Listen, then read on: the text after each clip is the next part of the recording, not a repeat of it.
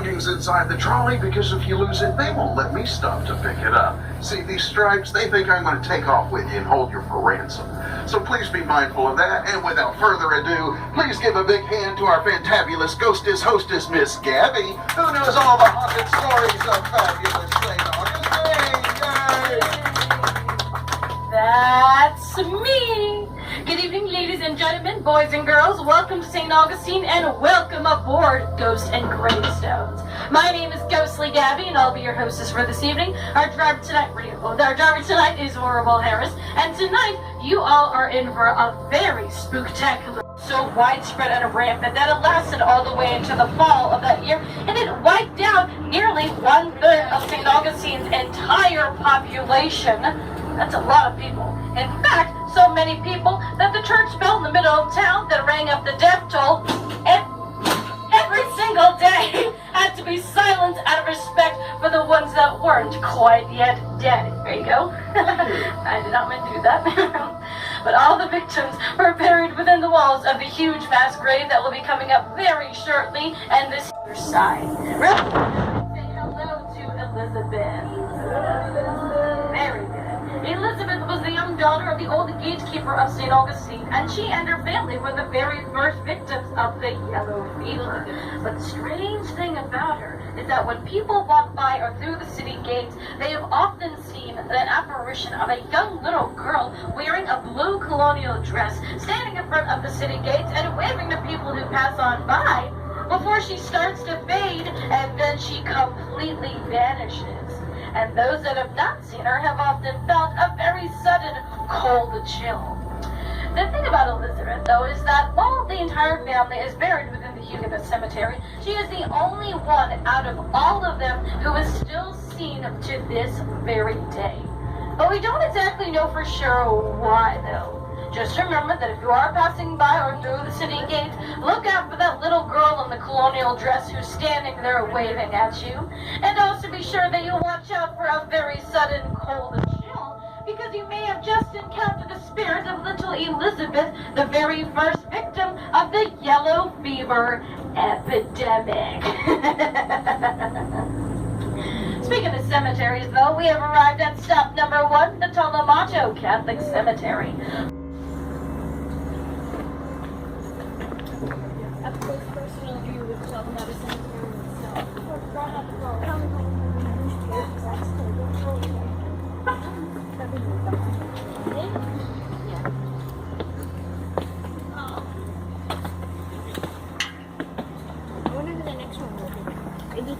And also, everyone, hold on tight to your personal belongings while we're up here at the platform, because just like how Harris cannot stop the trolley at any time if you drop anything out the window, we cannot go inside the cemetery to fetch any. Also, seid ihr da? Man gar nicht pronomen.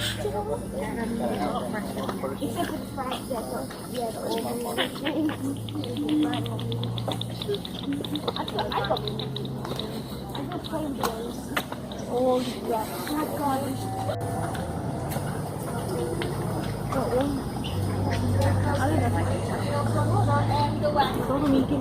Oh, my God.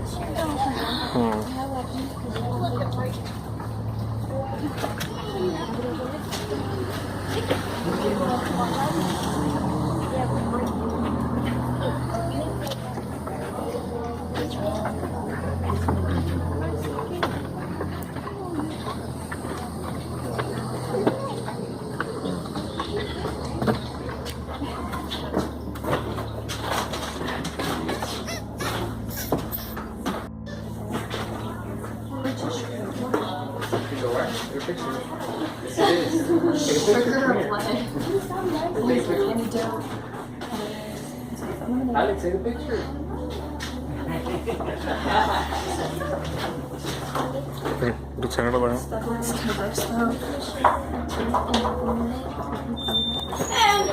welcome itself may have been built right smack dab on top of Chief Tolamato's burial site, and it's so far-fetched that locals would often wind up coming in here just to check and make sure that Chief Tolamato's headstone has not been moved, or just have actually shown ghostly orbs and apparitions late in the middle of the night when the two buildings are unoccupied. Oh, hi, camera in the corner. And sometimes the bottles on the shelves have been seen to move all by themselves. Let me know if you see any of these start wobbling or wiggling or even falling over on its side.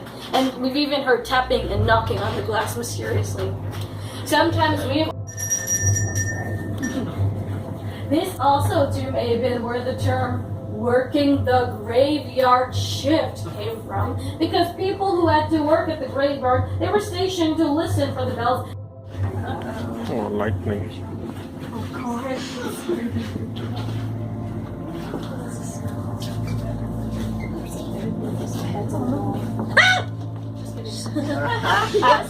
So these things. Right over here to the left-hand side is the studio where they work on the heads of the wax figures. And a little fun fact, the hair on their heads is real human hair.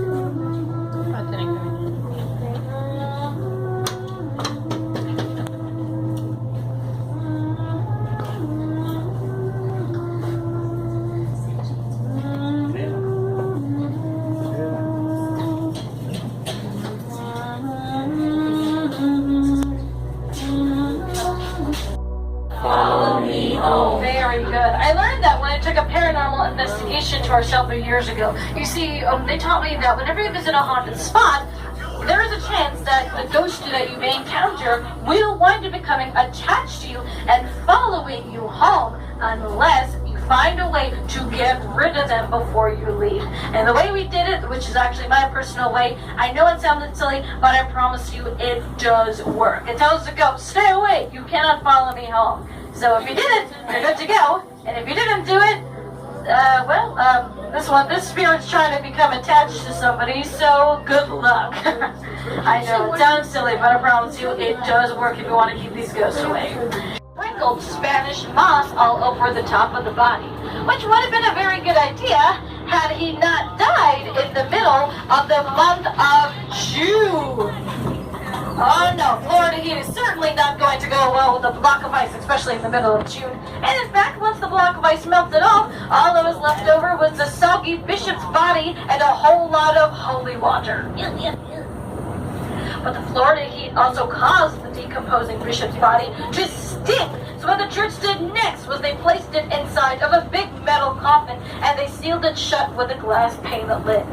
They thought this idea was much, much better because the lid kept the bad smells tightly sealed inside, and during the funeral, everybody had a nice view of the coffin from all the different angles inside of the church itself.